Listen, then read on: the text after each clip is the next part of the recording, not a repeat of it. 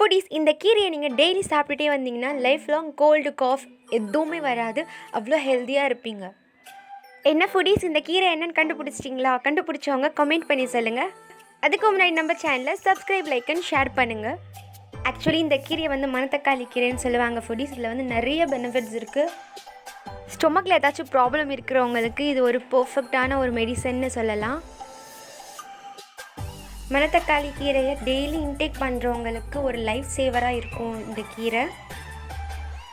நம்மளுக்கு பெஸ்ட்டு டாக்டரே நம்மளோட பாட்டி, நம்ம அம்மா, அவங்க என்ன சொல்கிறாங்களோ அதை நம்ம ஃபாலோ பண்ணி சாப்பிட்டாலே போதும், நம்ம பாடி ஃபுல்லாக ஹெல்த்தியாக இருக்கும்.